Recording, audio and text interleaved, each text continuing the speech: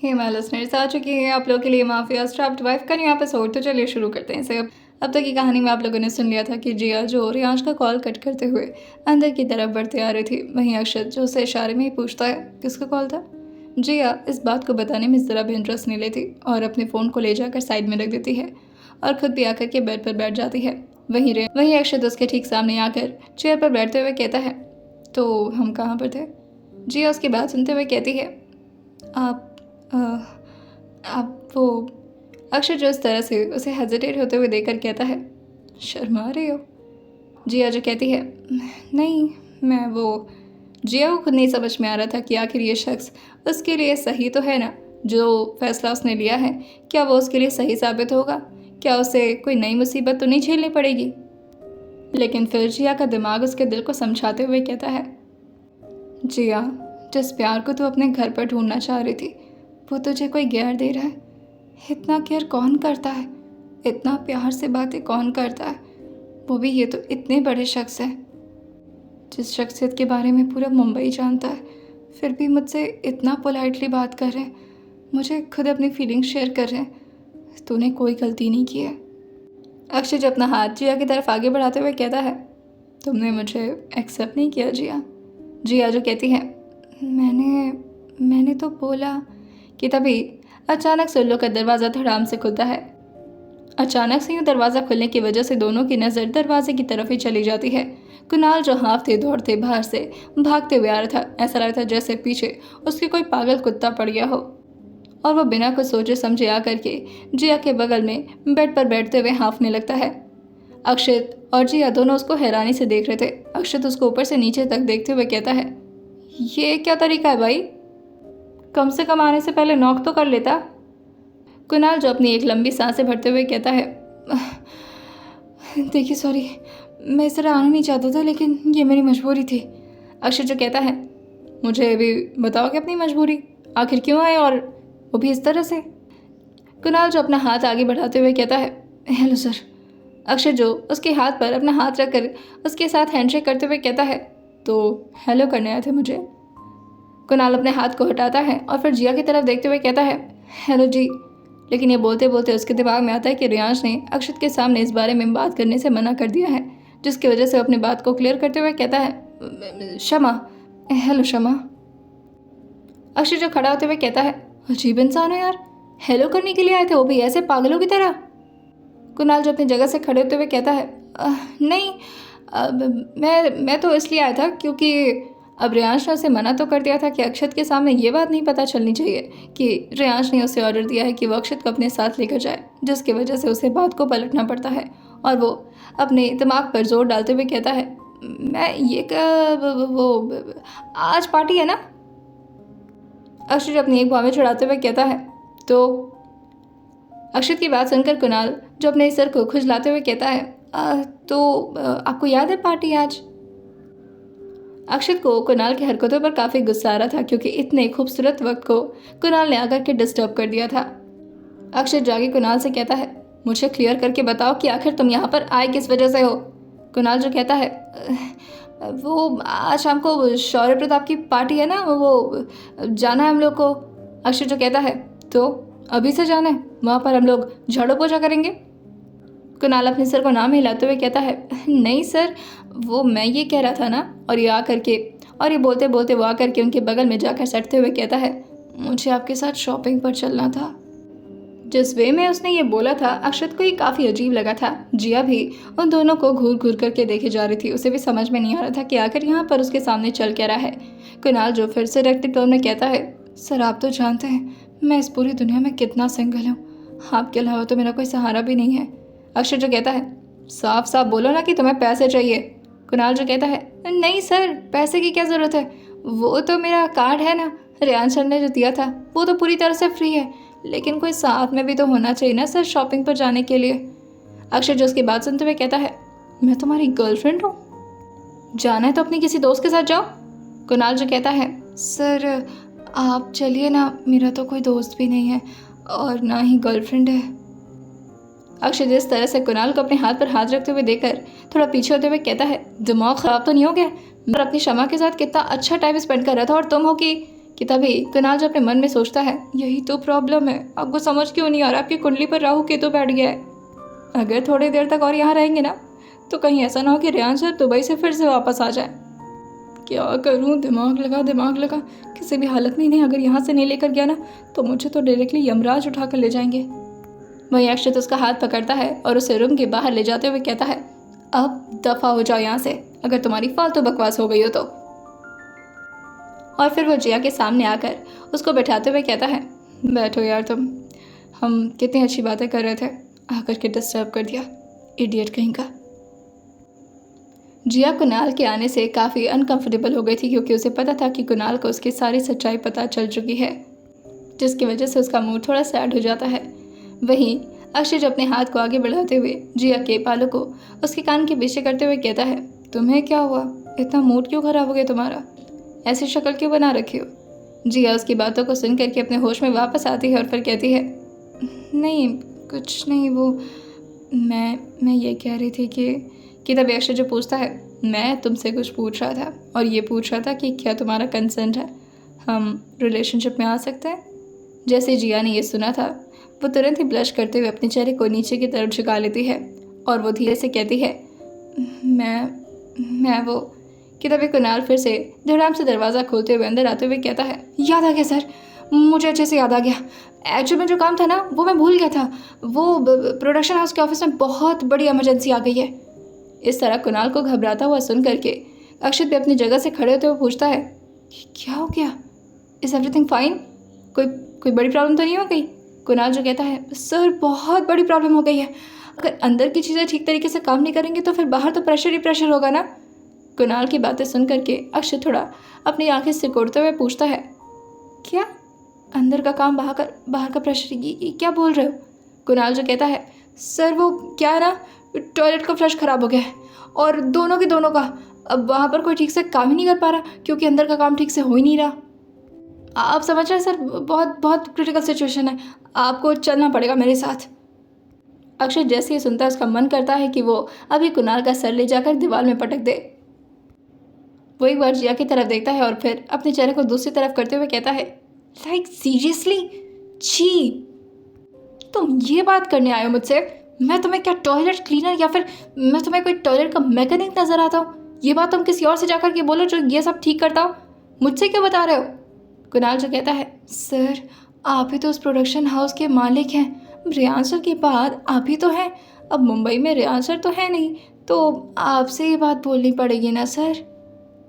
अक्षय जो कहता है, रेहान ने बोला था ना ये सब करने को।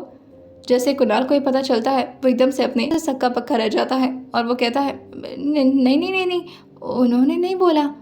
अक्षय जो कहता है, मुझे अच्छे से पता है, रेहान नहीं बोला होगा कि टॉयलेट का फ्लश खराब हुआ, जाओ अक्षत के पास जाओ, प्रॉब्लम चाहे कुछ भी हो अक्षत के पास सारा सोल्यूशन होता है। जैसे वो दुबई में बैठ करके राज करता है और हम पागलों की तरह काम करते हैं, मतलब मैं अपना टाइम भी नहीं स्पेंड कर सकता अपनी शमा के साथ।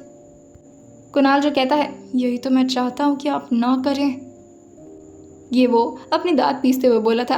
अक्षय जो उसको देखते हुए कहता है, कुछ कहा तुमने। कुणाल जो कहता है, सर चलिए सर, लेट हो रहा है, वहाँ पर सबका काम रुका हुआ है। अक्षय जो कहता है, चलो टॉयलेट का फ्लश ठीक करके आता है। और फिर वो एक बार जिया को देखते हुए अपने कान को पकड़ते हुए कहता है, सॉरी, ऐसी ऑकवर्ड सिचुएशन बन गई तुम्हारे सामने।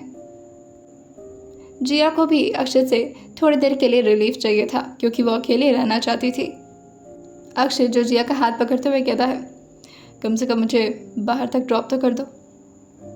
जैसे ही अक्षत और जिया बाहर की तरफ निकले थे, कुणाल जो मुस्कुराते हुए कहता है, काम तो मैंने कर दिया, लेकिन एक और इम्पोर्टेंट काम। वैसे सर ने ये बोला तो नहीं है लेकिन खुश ज़रूर हो जाएंगे। और ये बोलकर वो दीवार, वास और एक सोफ़ा पर लगे और सोफ़ा के हैंडरेस्ट पर ले जा कर के कैमरा फिट कर देता है जो कि एक मिनी कैमरा था।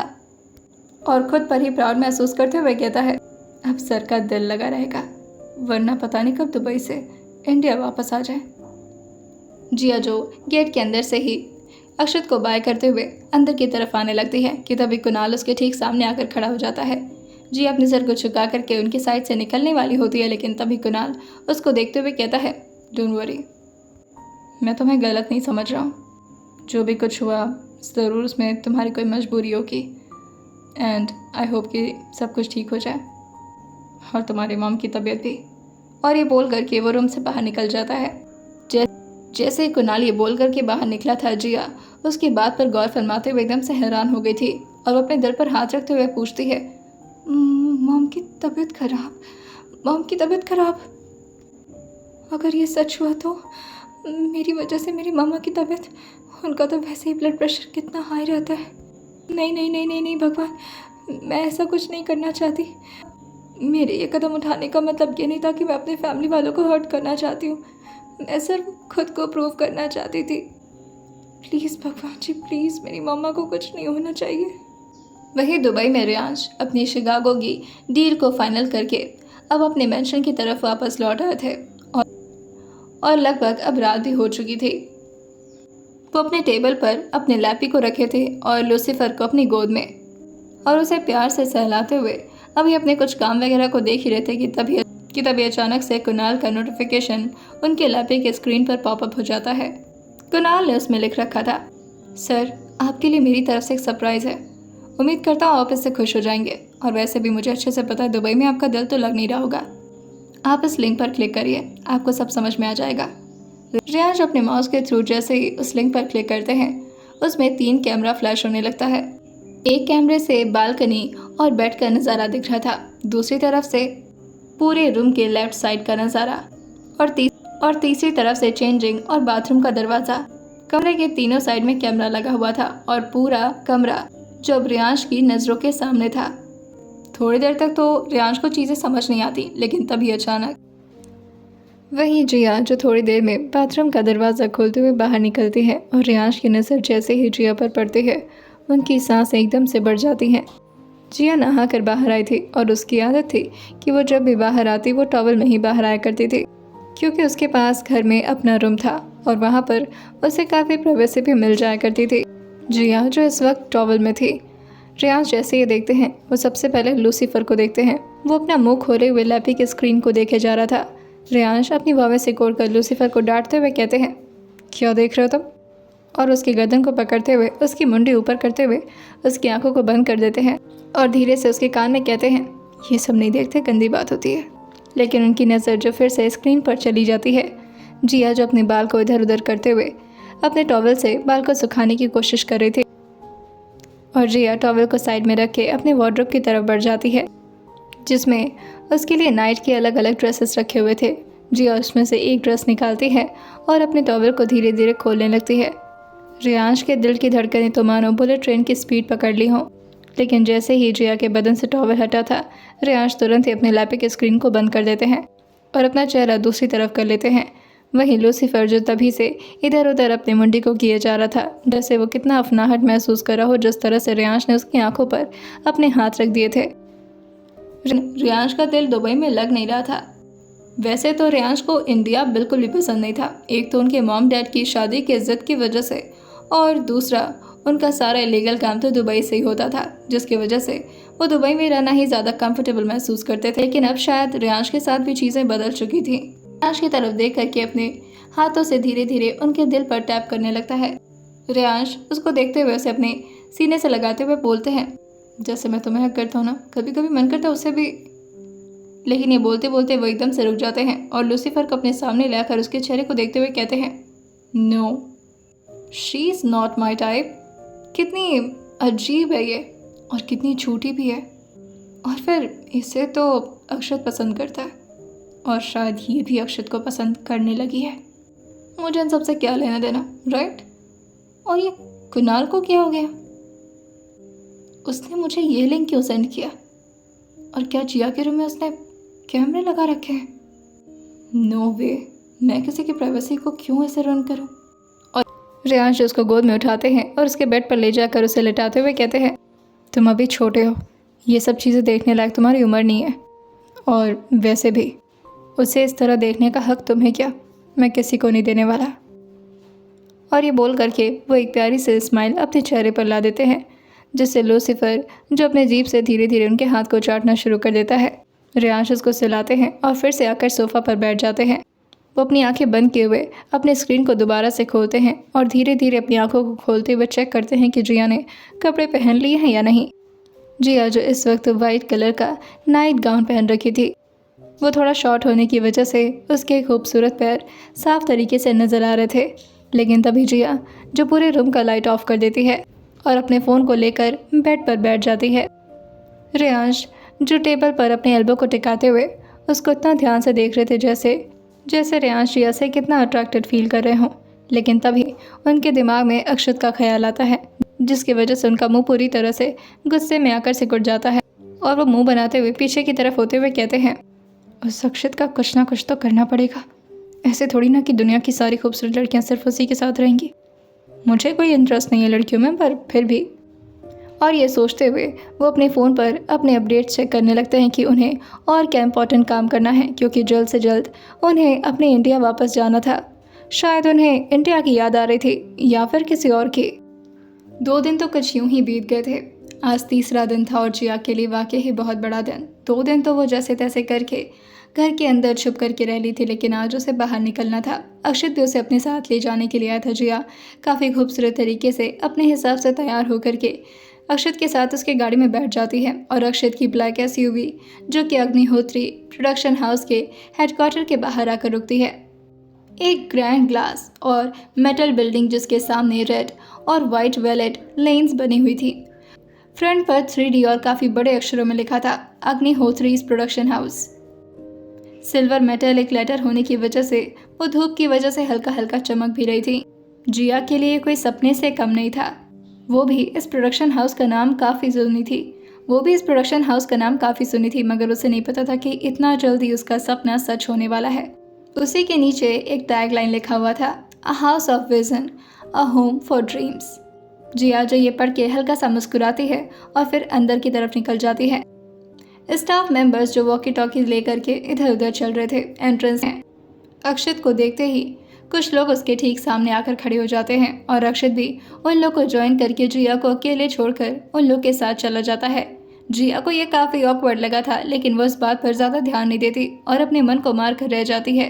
वो तो वैसे ही इतना ज़्यादा नर्वस थी और उसे कोई चाहिए था अपने साथ जो उसका अपना हो और उसे वो जानती हो। जिया भी नर्वस होकर के इधर उधर देख ही रही थी कि तभी PR हेड जो उसके सामने आती हैं और धीरे से कहती हैं, you must be Shama right. Jiya जो अचानक से उनकी तरफ देखती है और फिर अपने चेहरे को बहुत धीरे और थोड़ा डरते हुए हाँ में हिला देती है। वो लड़की जो से कहती है, welcome to Agnihotri's entertainment. Well I have heard so much about you, specially about your audition. Akshat काफ़ी बातें करता है तुम्हारे बारे में। जिया जो धीरे से स्माइल करते हुए कहती है, थैंक यू मैम।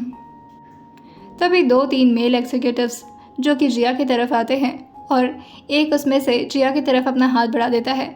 जिया को वैसे भी किसी लड़के से ना तो बात करने की आदत थी और ना ही उन लोग के साथ टची होने की, लेकिन अब उसे प्रोफेशनलिज्म भी मेंटेन करना पड़ता है, जिसकी वजह से वो अपने हाथ को आगे की तरफ बढ़ाते हुए धीरे से उनके साथ हैंडशेक कर लेती है। वहीं दूसरा थोड़ा कैजुअल हक देते हुए से कहता है, वेल तुम इस इंडस्ट्री में न्यू हो राइट। जिया जो अपने सर को हाँ मिलाते हुए कहती है, यस सर। जिया के सामने इस वक्त खड़ा आदमी जो लगभग 30 साल का होगा और उसके बगल में खड़ा लड़का जो लगभग 30 से 32 साल। वो दोनों एक दूसरे को देखते हैं और फिर उसमें से एक लड़का जो जिया से कहता है, तुम अक्षत सर के काफ़ी क्लोज हो ना। जिया को ये सुनकर के थोड़ा अजीब तो लगता है, लेकिन वो इस बात पर ज़्यादा ध्यान नहीं देती और बस हल्का सा अपने सिर को हाँ में हिला देती है। वहीं दूसरा लड़का जो जिया को एक चेतावनी भरी टोन में कहता है, संभल कर रहना तुम, वैसे भी इंडस्ट्री में स्कैम्स बहुत होते हैं। जिया उन लोग की बात समझ नहीं पाती, लेकिन तभी अक्षत जो जिया को उसकी कमर से पकड़ते हुए कहता है, अगर तुम लोग की बातें हो गई हो तो इसे थोड़ी देर के लिए फ्री कर दोगे मेरे लिए प्लीज़।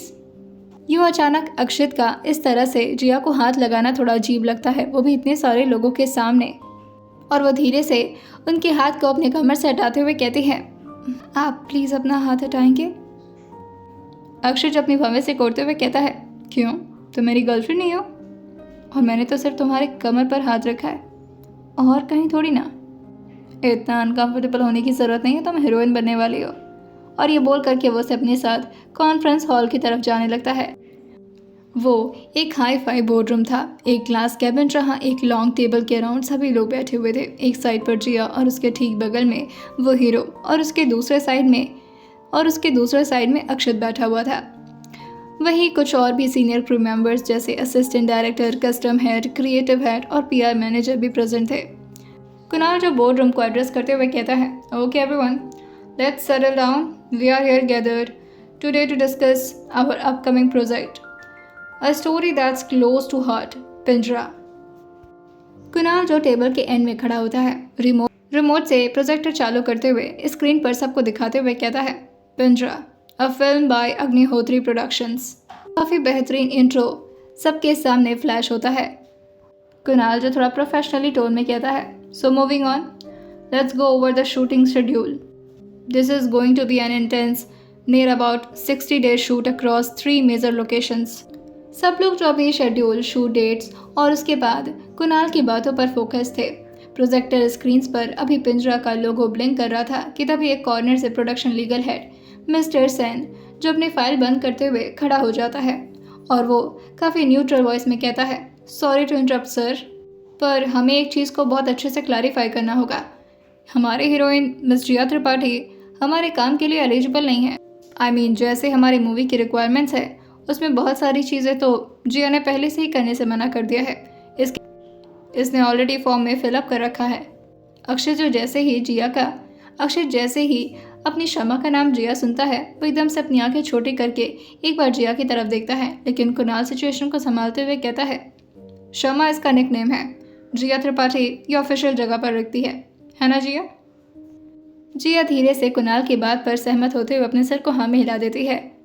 अक्षत फिलहाल इन सारी बातों पर ध्यान नहीं देता। उसका ध्यान तो मिस्टर सेन की कही हुई बात पर चला जाता है और अक्षत एक भाव में चिढ़ाते हुए पूछता है, क्या लिखा है ऐसा इसने? मिस्टर सेन जो अपने एग्रीमेंट को दिखाते हुए कहते हैं, सर आप खुद देखिए, इसमें क्लियरली मेंशन है कि ये कोई भी बोल्ड सीन्स या कोई ऐसा कैरेक्टर नहीं कर सकती जो कि हमारे लिए रिक्वायर्ड है। ना तो ये कोई बेडरूम सीक्वेंस करेगी और इवन इसने तो इंटीमेट सीन्स और किसिंग सीन्स को भी मना कर रखा है, but as a central character Meera उससे ये सब सीन्स करने पड़ेंगे।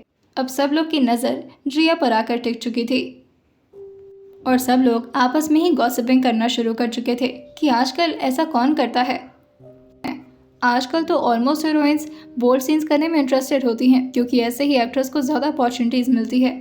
और इस बात पर रह कर के जिया को सब लोग अपनी अपनी ओपिनियंस और सजेशंस देने लगे थे, जिससे जिया और ज़्यादा नर्वस होने लगी थी। उसे तो मन कर रहा था कि वो यहाँ से उठकर जल्दी से भाग जाए, लेकिन उसे चेयर से चिपक कर ही बैठे रहना था और वो सबकी बातों को सुने जा रही थी। बोर्डरूम में सबकी गॉसिपिंग की आवाज़ जो काफ़ी तेज़ होने लगी थी, जिससे बोर्डरूम की प्रोफेशनलिज्म ऑलमोस्ट अब ख़त्म हो चुकी थी। लेकिन तभी दो स्टाफ जो दौड़ करके कॉन्फ्रेंस हॉल के दरवाजे को धड़ाम से खोलते हैं। कुणाल जो स्टाफ को घूरते हुए देखकर कहता है, व्हाट इज़ दिस बिहेवियर? दिखाई नहीं दे रहा यहाँ पर मीटिंग चल रही है? वो दोनों स्टाफ जो अपना सर झुकाते हुए कहते हैं, सर बड़े साहब आ रहे हैं। सारे लोग ये सुनकर के एकदम से चुप हो गए थे और जहाँ जिया को एक से एक सजेशंस मिल रहा था उन सब का मुंह एकदम से सिल चुका था। अक्षय जो अपने सर पर हाथ रखते हुए अपने फोरहेड को रब करते हुए कहता है, शिट, अब मैं गया काम से। कुणाल भी एकदम से हैरान होकर अपनी जगह पर बैठ जाता है और अब सब लोगों की नज़र जिया से शिफ्ट होकर के गेट पर जा चुकी थी। पूरे कॉन्फ्रेंस रूम में एकदम से सन्नाटा हो गया था और तभी जूतों की टक टक की आवाज़ सबके कानों में धीरे धीरे पड़ना शुरू होती है और अब ये तेज़ हो चुकी थी। पूरे बोर्डरूम के मेंबर्स में सिर्फ एक ही इंसान था जिसे प्रोडक्शन हाउस के मालिक के बारे में कोई आइडिया नहीं था और वो थी जिया। बड़े साहब का नाम सुनकर के राइटिंग के तो अलग ही छक्के छूट चुके थे और वो इशारे में ही अक्षत से बात कर रहा था। अक्षत जो अपनी आंखों को ब्लिंक करते हुए उसे इशारे में ही चुप रहने के लिए कह देता है और रियांश अब अपनी जगह पर आकर के खड़े हो जाते हैं और सबको एक बार देखते हुए कहते हैं, थोड़ी देर पहले मुझे यह जगह फिश मार्केट लग रही थी। ऐसे भी कौन से डिस्कशन टॉपिक छिड़ गया जो इतना ज़्यादा शोर मचाने पर उतावले हो गए आप लोग? सब लोग अपनी जगह से खड़े हो गए थे। जिया के लिए ये कोई सदमे से कम नहीं था। उसे नहीं पता था कि रियांश अग्निहोत्री ही इस प्रोडक्शन के मालिक हैं, जिसे न जाने वो कितनी खरी खोटी सुना चुकी थी। वो अपना चेहरा आगे की तरफ हल्का सा बेंड करती है और अपनी आंखों को बड़ा बड़ा करके, जो कि उसकी आंखें पहले से ही बड़ी थी और इस वक्त वो अपनी आंखें बड़ी करते हुए कार्टून की तरह नजर आ रही थी और उसकी आंखें जो कि रियांश पर एकदम से जाकर गड़ चुकी थी। वैसे इस वक्त जिया को कार्टून कहना कुछ गलत नहीं होगा। रियांश जो सबकी तरफ अपनी नज़र फेरते हैं और अब उनकी नज़र आकर के जिया के सामने ठहरती है और वो और वो अपनी जगह से थोड़ा साइड में आते हैं और उसके सामने चुटकी बजाते हुए कहते हैं, अगर मुझे देखकर तुम्हारा मन भर गया हो तो बात कर सकते हैं। जिया एकदम से अपने पोजीशन को ठीक करके खड़ी हो जाती है और अपने सर को धीरे से नीचे कर लेती है। उसके मन में बहुत सारे सवाल थे और वो रह करके अपनी पलक झपका करके रियांश को ही देख रही थी। रियांश स्ट्रिक्ट टोन में सबकी तरफ देखते हुए कहते हैं, कोई क्लैरिफिकेशन देना चाहेगा कि आखिर यहाँ पर हो क्या रहा था? कुणाल जो अपने सर को नीचे झुकाते हुए धीरे से कहता है, सॉरी सर, वो एक बहुत बड़ी कन्फ्यूजन हो गई है, समझ नहीं आ रहा इसे शॉर्ट आउट कैसे करें। रियांश अपने हेड चेयर पर आकर के बैठते हैं और जैसे वो बैठे थे सब लोग भी अपने चेयर को पीछे की तरफ करते हुए बैठ जाते हैं। रियांश कुणाल की तरफ देखते हुए पूछते हैं, क्या हो गया? उम्मीद करता हूँ हमारे फीमेल लीड ने कोई प्रॉब्लम नहीं क्रिएट की होगी। जिया जो इस तरह से रियांश को खुद को पॉइंट करता हुआ देखकर काफ़ी गुस्से में आ जाती है, लेकिन वो कर भी कुछ नहीं सकती थी। अब रियांश उसके बॉस जो थे फाइल को ले कुणाल जो उसी फाइल को जिसमें जिया का एग्रीमेंट था उसे ले जाकर के रियांश के सामने रखते हुए कहता है, सर हमारे सीन्स के रिक्वायरमेंट जो हैं उसमें जिया त्रिपाठी फिट नहीं आ रही। रियांश जो उसके एग्रीमेंट को देखते हैं और फिर कुणाल की तरफ देखते हुए पूछते हैं, तो इसमें प्रॉब्लम क्या है? अग्निहोत्री प्रोडक्शन हाउस में बोल्ड सीन्स कब से होने शुरू हो गए? अक्षय जो इस बात पर रियांश को इंटरप्ट करते हुए धीरे से खड़े होते हुए कहता है, बॉस आई नो कि आपको ये सब पसंद नहीं है, पर पब्लिक हमारे पसंद के हिसाब से तो नहीं चलेगी ना। पब्लिक को चाहिए ऐसी चीज़ें जो उन्हें एंटरटेन कर सके, और उस एंटरटेनमेंट को देने के लिए हमें हीरोइन के बोल्ड सीन्स देने ही होंगे। रियांश जो अपने हाथ में लिए उस फाइल को ज़ोर से टेबल पर फेंकते हुए कहते हैं, मैं इस बात को दोबारा रिपीट नहीं करूँगा, पर प्रोडक्शन हाउस मेरी है तो काम मेरे हिसाब से होगा, और अग्निहोत्री प्रोडक्शन का सिर्फ एक रूल है, हम मोरालिटी को प्रायोरिटाइज करते हैं, ना कि वल्गैरिटी को। नेक्स्ट टाइम से बोल्ड सीन, इंटीमेट सीन और फालतू के आइटम सॉन्ग्स को मूवी में इंक्लूड करने की हिम्मत कोई नहीं करेगा। I hope everything is clear now. सब लोग अपनी जगह पर एकदम शांत बैठ चुके थे। जिया जो धीरे धीरे अपनी पलकों को ऊपर की तरफ उठाती है और रियांश को देखने लगती है। जिया जो एक बार रियांश को अपनी आंखें भर के देखती है और फिर अपने बगल में बैठे अक्षत को, उसका मन जो थोड़ा भारी हो जाता है। 2 मिनट रियांश के आने से पहले यही अक्षत जिसे जिया मसीहा समझती थी, वो पब्लिक के एंटरटेनमेंट के लिए जिया के कंफर्टेबिलिटी को ज़रा भी ध्यान नहीं दे रहा था, और वो भी जिया को बार बार बोल्ड सीन्स करने के लिए हामी भरने के लिए फोर्स कर रहा था। रियांश जो कुणाल को ऑर्डर देते हुए कहते हैं, तुम आगे कंटिन्यू करो। और इसी तरह से ये मीटिंग लगभग 2 घंटे तक चलती रहती है। अब सब लोग एक एक करके बाहर की तरफ निकलने लगे थे, लेकिन अक्षत, कुणाल, जिया और रियांश अभी भी उसी मीटिंग हॉल में थे। जिया भी वहाँ से बाहर जाती उससे पहले अक्षत उसका हाथ पकड़ता है और उसे अपने साथ रियांश के सामने ले आकर खड़ा कर देता है। रियांश भी खड़े होकर वहाँ से निकलते उससे पहले अक्षत उनके सामने आते हुए कहता है, बात क्यों नहीं समझ रहे तू? तेरी अजीब सी जिद कब जाएगी? तुझे पता है ना हमारी प्रोडक्शन हाउस पिट सकती है इसकी वजह से। माना कि इससे पहले की ऑलमोस्ट मूवीज हमारी ब्लॉकबस्टर गई हैं, पर इसका मतलब ये नहीं कि ये वाली भी जाएगी। अगर इसमें हम कुछ डार्क सीन्स देंगे तो पब्लिक को वो बहुत ही एंटरटेनिंग लगेगा। रियांश जो काफ़ी गुस्से में अपने हाथ को उठाते हैं, जिससे अक्षय थोड़ा डर जाता है, लेकिन फिर वो उसके कंधे पर हाथ रखते हुए उसके कंधे को काफ़ी ज़ोर से दबाते हुए कहते हैं, मैंने कह दिया सो कह दिया, इस बारे में मुझे कोई डिस्कशन नहीं चाहिए। और फिर वो जिया की तरफ देखते हैं और वो देख नहीं रहे थे, बल्कि अपनी आंखों से उसे फ्लर्ट करने की कोशिश कर रहे थे, ऐसा जिया को लग रहा था। वो एक तरह स्माइल पास करते हुए जिया को देखते हैं और उसके सामने थोड़ा झुकते हुए कहते हैं, और वैसे भी हमारे हीरोइन की कंफर्टेबिलिटी हमारे लिए सबसे ज़्यादा मैटर करती है। और क्यों जिया त्रिपाठी जी? रियांश ने तो बस फ्लो में ये बोल दिया था, लेकिन जिया के लिए ये बोलना बहुत था। कोई है जो उसकी कंफर्टेबिलिटी को ज़्यादा प्रायोरिटाइज कर रहा है, ना कि पब्लिक के एंटरटेनमेंट को। अक्षय जो कहता है, तो पक्का लॉस में जाएगा। और इसकी कंफर्टेबिलिटी का क्या? मैं इसे संभाल लूँगा, करवा लूँगा उससे ये सारे सीन्स। जिया ये सुन करके अक्षत की तरफ देखते हुए धीरे से कहती है, पर मैं वाकई में ये सब करने के लिए तैयार नहीं हूँ। आप बात को प्लीज़ समझने की कोशिश करिए।